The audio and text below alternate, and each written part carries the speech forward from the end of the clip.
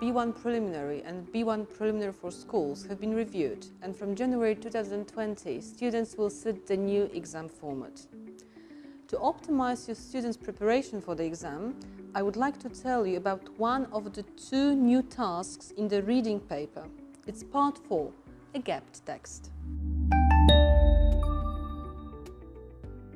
The old preliminary reading and writing paper has been divided into two separate papers, the reading paper and the writing paper.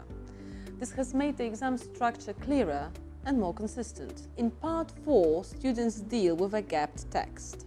Their task is to read a text from which sentences have been removed and decide which sentence goes in which gap.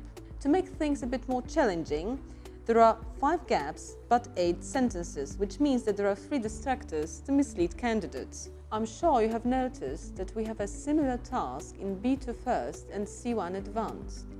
The obvious difference is that in the higher exams, students deal with text with paragraphs removed, while here it is sentences that are missing. Yet the purpose is the same, to understand the gist of the text and its structure.